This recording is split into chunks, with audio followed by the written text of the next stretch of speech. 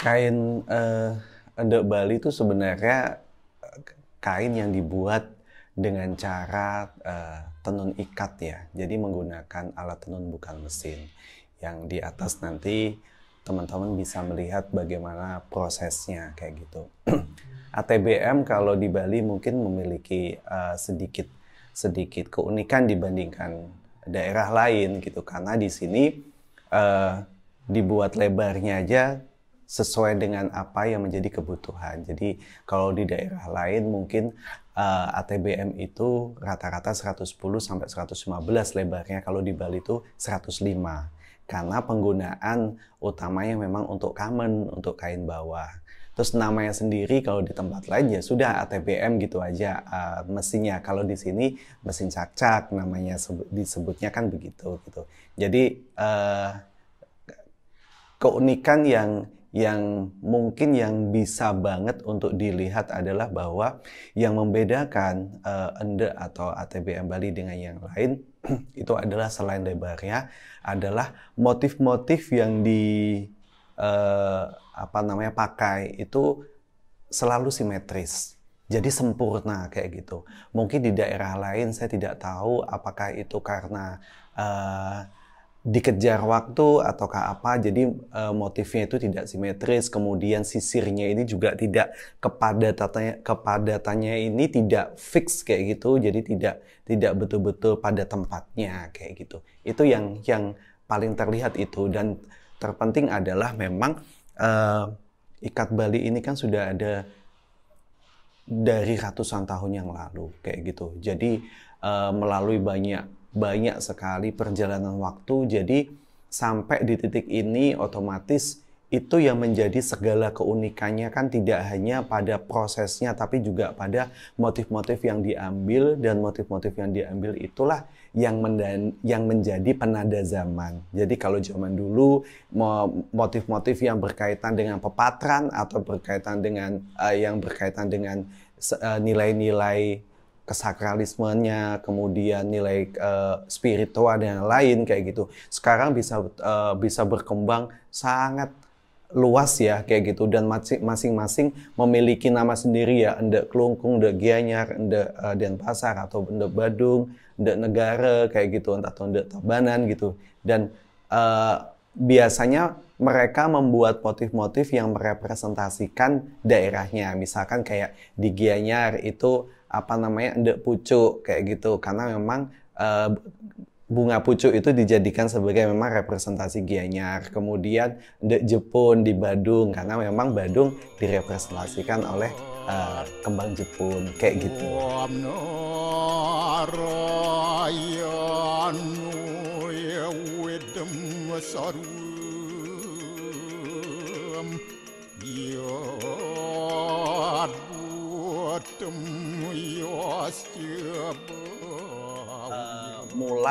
Mulai dikembangkan atau mulai adanya endek Bali ini sebenarnya kalau kita bicara di Jawa itu gak jauh-jauh beda dengan masa perkembangannya batik sebenarnya. Jadi di abad ke-15-16 ketika zamannya kalau nggak salah Raja dalam Waturenggong yang di Kelungkung kayak gitu, itu mulailah adanya dibuat endek ini sebagai kebutuhan waktu memang untuk kain bawah ya atau kamen kayak gitu. Kemudian berkembang sekali di Desa Sulang di sana kayak gitu, yang itu sudah mulai banyak ramai, dan motif-motif yang digunakan pun juga banyak motif-motif yang berkaitan masih yang tadi saya bilang motif-motif pepatran yang memang itu erat kaitannya dengan spiritual, atau motif-motif yang memang itu memiliki unsur sangat dalam sekali tentang filosofi, tentang bagaimana simbol masyarakat di situ, kayak motif geometris misalkan yang hanya garis-garis istilahnya gitu, tapi itu memiliki makna yang dalam sekali. Motif-motif kotak-kotak atau poleng ya ini ya, itu memiliki makna yang dalam banget kayak gitu, atau yang disebut Prembojan juga, itu yang penggabungan dari ada flora, fauna, kemudian apa namanya motif-motif yang sebagai simbol masyarakat waktu itu kayak gitu. Mulai berkembang sangat sangat pesat itu di era di abad ke-18-19 itu mulai banyak tahun 50-an sampai 80-an tuh berkembang sangat cepat, jadi motif-motif flora fauna tuh benar-benar dieksplorasi dan apa namanya memperlihatkan bahwa betapa dinamisnya ini kayak gitu loh, karena tidak hanya sekadar kebutuhan hanya untuk keagamaan, untuk dipakai sehari-hari pun bisa dipakai juga untuk memang saat bekerja dan sebagainya. Jadi udah beralih dari kain kamen menjadi ke daily wear atau jadi ready to wear kayak gitu. Itu yang perkembangan yang secara singkat bisa saya sampaikan begitu kayak gitu. Dan mungkin masa kejayaan di era 50 sampai 80-an sampai 90-an itu yang memang mungkin saat ini kita belum bisa yang seperti itu karena memang saat ini banyak sekali pilihan kan kayak gitu loh. Selain apa namanya Ende ini sendiri kayak gitu. Cuman sudah sangat bagus sekali karena banyak sekali saat ini para perajin di 30-40 terakhir ya, para perajin yang mulai betul-betul tuh bukan lagi yang hanya sekadar oh ya saya punya tenun dengan 1-2 penenun kayak gitu, tapi sekarang tuh udah disebut di sini tuh pertenunan. Jadi dalam satu tempat itu sudah banyak sekali yang ada di situ kayak gitu, apa namanya perajin tenunnya, kemudian tukang ikatnya, kemudian tukang celupnya kayak gitu.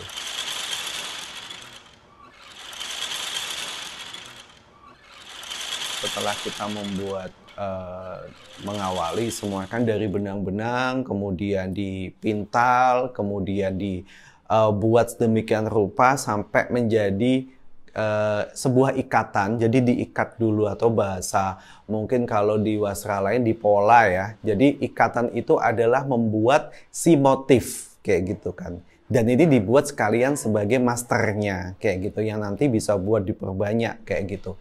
Ya, jadi dari ikatan kemudian dilepas, kemudian nah yang pelepasan dari ikatan yang cukup lama walaupun sebenarnya proses yang paling lama itu adalah di ikatan itu sendiri gitu.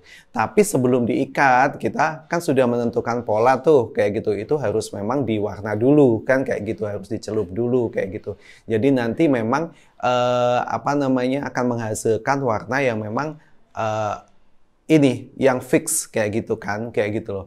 Nah dari sudah diikat dilepas tukang warnanya sudah timbul tuh di apa namanya di dalam kerangkanya itu kayak gitu. Nah itu baru nanti di apa namanya di setting untuk nanti ada di mesin ATBM-nya kayak gitu untuk di setup di sana kayak gitu. Ya sudah proses akhir itu tinggal di menenunnya. Ini yang sebenarnya proses yang itu proses kalau ditenun itu ada proses yang sudah di hilirnya gitu. Jadi memang kalau kita tahu kalau tenun itu yang ribet di awal, tapi kalau mungkin kayak wasra lain misalkan kayak batik itu yang ribet tuh di akhirnya kayak gitu. Itu yang tahapan-tahapan yang penting ya dari awal sampai akhir kayak gitu. Kalau di tenun pencelupan tuh di depan, kalau di batik pencelupan tuh di belakang kayak gitu.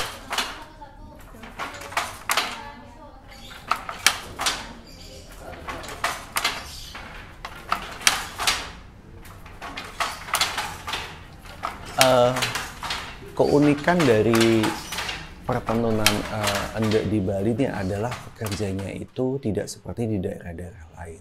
Kalau di Bali, penenun Bali itu 99% itu adalah kelompok perempuan kayak gitu. Dan mereka mewarisi bisa menenun itu adalah dari memang turun-temurun, rata-rata begitu gitu. Jadi saya melihat jarang sekali yang memang tiba-tiba tidak ada sejarah misalkan orang tuanya atau katakanlah mereka pernah bekerja di sebuah pertenunan di sini ya kayak gitu. Itu terus tiba-tiba dia belajar untuk itu sangat jarang. Rata-rata memang sudah dari turun-temurun kayak gitu.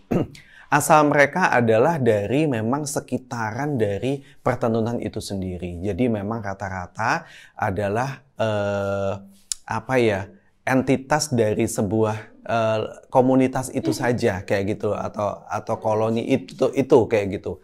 Jadi tidak ada yang jauh-jauh, misalkan kayak mungkin kalau daerah lain bisa dari tempat lain terus kemudian menetap di situ, bekerja di situ. Tapi kalau keunikan keistimewaan di sini adalah bahwa itu adalah masyarakat sekitar itu sendiri kayak gitu loh. Yang mempekerjakan tentunya adalah para pengusaha yang memang kalau di Bali kita bisa bisa yang memang misal kayak keluarga Togok itu kan dari di Gianyar itu kan adanya yang pertama ada di sana dan berkembang sampai hampir semua keluarganya memiliki pertemuan sendiri. Nah, jadi yang mempekerjakan rata-rata memang ya yang sudah dari awal secara organik itu terus menerus ya sudah itu kayak gitu. Jadi jarang sekali di Bali ada tiba-tiba ada pengusaha ende baru kayak gitu yang langsung mempekerjakan itu.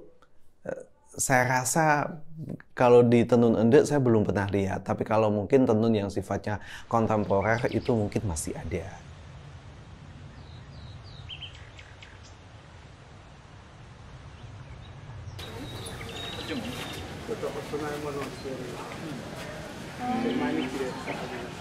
Kita memang krisis regenerasi ya, terutama pada di tingkat produsen tenunnya. Sudah berpuluh-puluh tahun orang tuanya memang usahanya bikin ende gitu. Tapi pertanyaannya apakah anak-anaknya mau melanjutkan kayak gitu? Karena sudah sibuk dengan dunianya sendiri kayak gitu.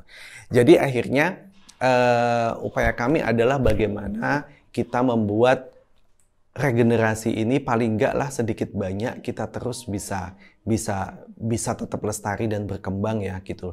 Beruntung sekali saat ini banyak sekolah menengah kejuruan yang itu memiliki jurusan kayak di Gianyar tuh ada jurusan tekstil, kemudian kalau tata busana ada beberapa di daerah, di beberapa kabupaten ada. Nah, itu yang menjadi sebenarnya salah satu cikal bakal kita bisa meng-leverage atau men-suggest mereka untuk bisa terus melanjutkan ini gitu. Dari mereka sebagai agent of change-nya, anggaplah seperti itu gitu. Selain nanti adalah bahwa di sekitaran lingkungannya kayak gitu, itu kita juga bisa terus untuk membuat pola bagaimana kita bisa ngajari mereka yang mau bekerja di bidang tekstil tradisional ini. Itu masih bisa dilakukan, tapi ya memang probabilitasnya tidak sebesar ketika kita bisa merekrut dari sekolah ya kayak gitu loh. Kemudian kalau untuk dibuat secara secara outfit, secara look atau secara ready to wear kayak gitu. Saat ini pun juga sudah banyak sekali ya anak-anak muda yang mau pakai kayak gitu. Tapi mereka biasanya juga milih motifnya gimana, kemudian warnanya gimana. Jadi dan anak muda kan mungkin tidak cocok mereka mungkin merasa nggak cocok ketika pakai yang motif-motif yang sifatnya motif klasik kayak geringsing kayak gitu-gitu ya, kayak gitu loh. Kan ini yang mungkin kita harus berikan edukasi kayak gitu. Jadi lebih suka dengan motif-motif yang sifatnya itu lebih kontemporer, lebih flashy, lebih yang kayak gitu kan, dengan pilihan warna dan konsep motifnya atau desainnya yang lebih ringan dan lebih fresh kayak gitu. Jadi masalah warna dan masalah motif aja sih kayak gitu yang untuk kalau kita bicara untuk pasar anak-anak muda gitu.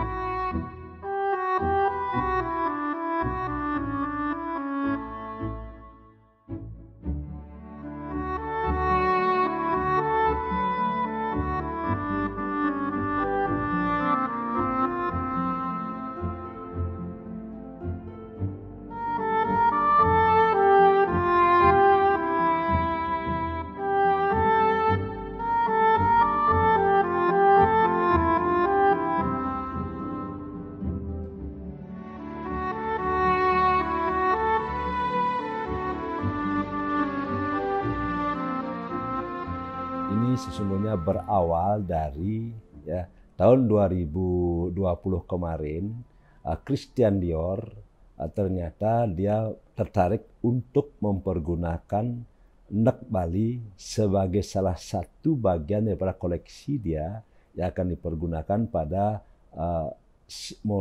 produknya di tahun 2021. Tentu sebelum terbit produknya, dikeluarkan produknya di tahun 2021, dia mengadakan fashion show ya di bulan September tahun 2020. Nah, dalam rangka fashion show itu, nah karena Dior mengetahui bahwa kain yang dia pergunakan itu adalah Nek Bali, ya kan? Nah, kemudian Nek Bali ini sudah terdaftar sebagai sebuah warisan budaya tak benda di Indonesia dan berarti internasional mengetahui. Maka oleh karena itu tentu ketika dia ingin menggunakan ini, mereka bersurat minta izin kepada pemerintah Provinsi Bali melalui kedutaan besar yang ada di Prancis. Ya, jadi itu cerita awalnya, ya kan? Nah, karena itu melalui kedutaan besar mereka bersurat mohon izin kepada Gubernur Bali tentang penggunaan Nek Bali ini. Nah, dari situ Gubernur Bali tentu melihat ini dua hal, peluang tetapi tantangan, ya kan? Peluangnya iya, produk kita akan dipromosikan, ya kan? Dipergunakan oleh sebuah brand yang terkenal, tentu memberi manfaat promosi luar biasa. Tetapi tantangannya, dampaknya kepada kita ada tidak? Ya kan? Memberi manfaat tidak kepada masyarakat Bali sesuatu pihak yang memiliki merek atau produk ini. Kemudian tentu kita ingin memastikan hal-hal tersebut, ya kan? Nah, oleh karena itu dalam kesempatan itu pada hakikatnya pemerintah Provinsi Bali akan mengizinkan menggunakan produk itu sepanjang bisa dipastikan bahwa nek-nek yang dipergunakan itu memang diproduksi di Bali, ya kan? Diproduksi di Bali, kemudian tentu dipastikan bahwa dikerjakan oleh masyarakat Bali.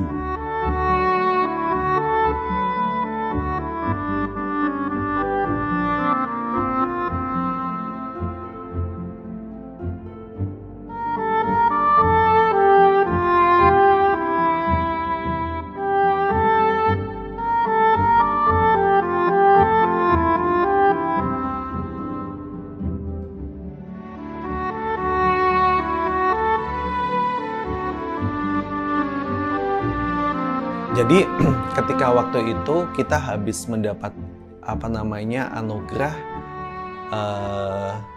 ada award yang kita baru terima, Good Design Indonesia dan Good Design Award kayak gitu. Jadi itu sebuah kompetisi desain industri untuk bagaimana kita produk kita ini memang benar-benar berkualitas dan itu diakui kayak gitu. Jadi istilahnya kalau kayak di Indonesia gitu katakan di produk umum gitu kayak label SNI gitu. Nah itu kan meningkatkan memang trustly-nya buyer ke kita bahwa produk kita yang berkualitas, dan tuh kita waktu itu memang menang di Indonesia, dan kalau menang Indonesia otomatis dikirim ke tingkat dunia di Jepang kayak itu, dan kita juga dapat award di sana kayak gitu. Nah setelah kita menerima penghargaan itu, kita dikontak memang dari Kemendak, dari perdagangan itu menawarkan kayak gitu, dan ini sebenarnya juga sudah katakanlah sudah hopeless ya gitu. Tapi kan kita mengusahakan jangan sampai kerjasama ini itu lepas kan begitu kayak gitu.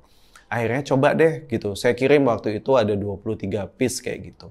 Kemudian dikirim ke Eropa kayak gitu dari Kemendak, terus kemudian di sana lewat atas perdagangan untuk disampaikan ke pihak Dior. Bersyukur kita lulus gitu. Itu yang akhirnya dari mungkin waktu yang kita terkejar oleh waktu kan gitu. Terus kemudian mereka mengirimkan sampelnya ke kita. Jadi yang penting kita lulus uji dulu nih kayak gitu kan. Terus mereka mengirimkan sampel, seminggu kemudian saya terima, saya pelajari. Kita harus buat yang sama seperti sampel itu gitu. Tapi kita berkeyakinan waktu itu karena sampel itu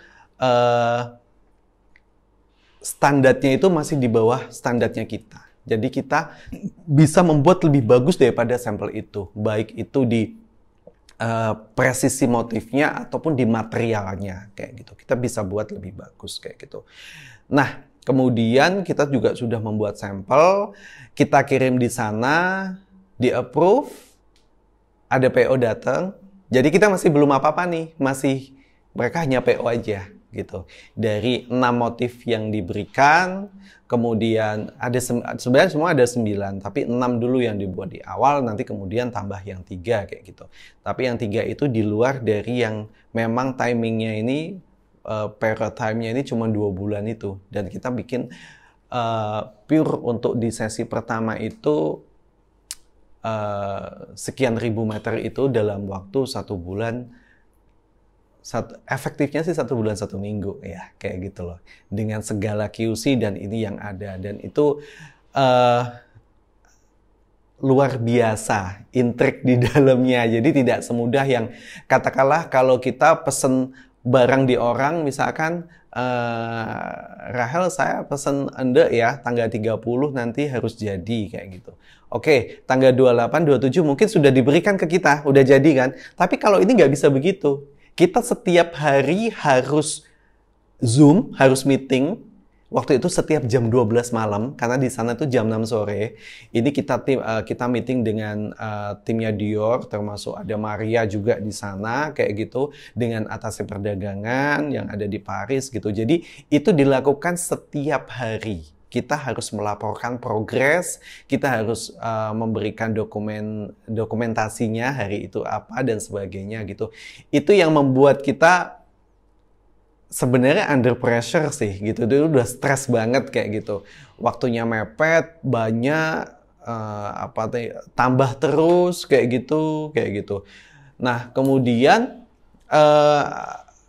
selesai per 31 Desember kemarin, dan sebelum itu di November itu kita sudah menjadi sebagai supplier tetapnya mereka. Jadi kita sudah tahapan bukan lagi kerjasama yang sifatnya sporadis atau hanya PO aja, tapi kita memang sudah menjadi supplier, dan itu pada kita tatarannya pada bicara bukan hanya Christian Dior tapi Christian Dior Group kayak gitu.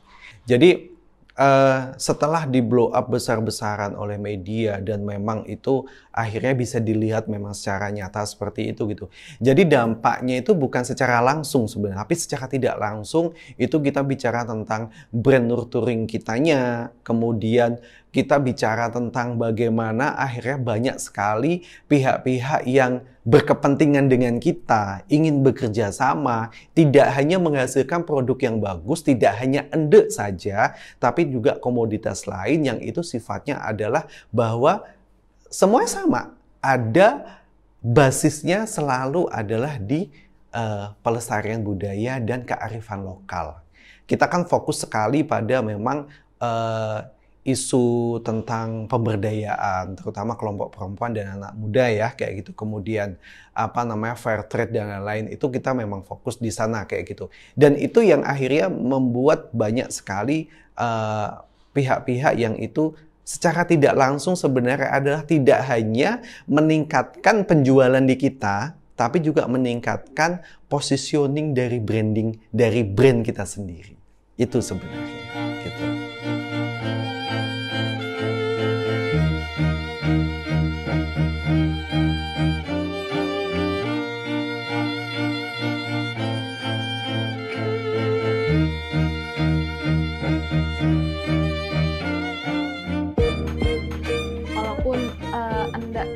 Di Dior nggak sebagai center point-nya, paling nggak dia sudah juga pasti memperkenalkan bahan-bahan yang dia pakai. Oh, ini dari India, ini dari Indonesia, Bali kayak gitu. Paling nggak membuka wawasan lah. Oh, di Bali ada nggak kayak gini tenun yang etnik kayak gini, cantik kayak gini, handmade gitu. Dan terutama juga jadi buat kita sebagai orang Indonesia juga biar lebih mencintai produk lokal, karena itu yang make orang luar aja tuh make dengan proud gitu kan di fashion show kayak gitu. Terus kenapa kita nggak make Kenapa kita harus pakai brand-brand luar, lebih bangga pakai brand luar dibandingin brand lokal kayak gitu, dengan produk-produk lokal gitu sih. Saya sih berharapnya itu dengan kayak gini tuh masyarakat terutama yang di Bali ya, terutama masyarakat sekitar sini juga tuh semakin terbuka kalau dengan meningkatnya ini tuh kita sama-sama lah, maksudnya itu melestarikan lah Anda tuh dengan nggak cuman make gitu loh. Kita juga harus jaganya tuh dari oke, aku mau belajar nenun deh sekali-sekali kayak gitu. Aku pengen tahu loh prosesnya kayak apa kayak gitu. Seenggaknya kita tahu gitu. Oh ini loh prosesnya, ini prosesnya, ini prosesnya. Apa ya? Terus orang yang muda-muda tuh mulailah tergugah gitu. Kayaknya keren nih jadi penenun kayak gitu. Kayaknya keren nih aku bisa. Siapa tahu kita nggak pernah tahu dari kamu cuma belajar nenun, belajar nyelup, belajar incir, bikin motif. Kamu bisa punya pertenunan sendiri. Itu kan suatu yang mungkin, sangat mungkin terjadi. Ya dari usaha rumahan, dari kamu nenun aja sendiri, akhirnya kamu nyelup sendiri, bisa punya pertenunan sendiri, itu kan luar biasa gitu loh. Daripada kamu cuma berpikir sempit, aku abis lulus aku mau jadi karyawan kantor, oke, end gitu.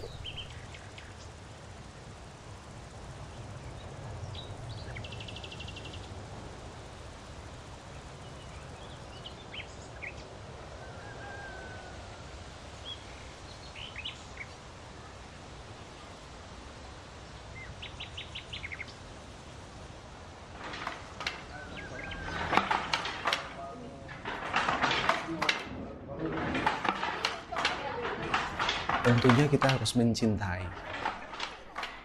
Memakai, dibuktikan dengan memakai ya. Dibuktikan dengan memakai produk-produk yang memang itu masuk di dalam BBI, Bangga Buatan Indonesia, memakai produk lokal. Kan begitu, kayak gitu loh. Itu yang paling penting di sana. Kemudian yang kedua adalah kalau kita bicara memakai berarti kita bicara dari sisi pasar. Kalau dari teman-teman perajin atau UKM atau pelaku tenun sendiri kayak gitu, ayo dong kita jangan jangan hanya kita masih punya mindset seperti dulu yang kita jualan, yang kita membuat karya itu ya sudah seperti itu gitu. Kita harus bisa menyesuaikan dengan kondisi sekarang. Digital harus masuk. Jadi bisa ikatan pola desain itu bisa didigitalkan kayak gitu loh. Nanti biar agar lebih mudah untuk nanti buat ikatan dan lebih cepat kayak gitu. Jadi semua bisa nggak manual kayak gitu. Kemudian ayo para pelaku usaha yang sebelum ini kita terus mengeluh karena kondisi pasar, ayo kita bikin bagaimana membuat strategi untuk kita bisa keluar dari lubang ini. Kayak gitu. Kita tidak bisa hanya sekadar menggantungkan dari sebuah kebijakan, dari sebuah ajakan aja, ajakan pameran apa sebagainya. Kalau nggak ada pameran kita jadi repot nggak bisa jualan gitu. Jadi memang dari diri kita sendiri, dari hal yang paling kecil dan dari sekarang kita harus sudah bisa untuk bagaimana menentukan betul-betul kita bisa mandiri, menentukan strategi kita ke depan seperti apa. Secara bisnis, bukan secara dagang. Dan yang terakhir adalah bersama-sama kita harus memikirkan bagaimana ada regenerasi. Entah itu penenun, entah itu pembatik, entah itu apa saja yang itu kaitannya dengan segala sesuatu identitas budaya kita yang berbasis kearifan lokal, yang itu kita saat ini betul-betul sangat krisis di regenerasi. Untuk bagaimana krisis regenerasi tentunya di hulu ya, kayak itu penenun, pembatik, mungkin yang lagi tren, yang lagi banyak banget dibuat ya kayak sasirangan, jumbutan itu kan karena tingkat kesulitan dan kesulitannya memang rendah kayak gitu. Tapi khusus untuk penenun, pembatik, ayo kita pikirkan itu karena itu adalah krisis bersama-sama. Jangan sampai budaya kita ini nanti akan dijual di sini, tapi produsennya adalah produsen dari negara lain. Itu yang sangat menyakitkan. Itu yang disebut sakit tidak berdarah.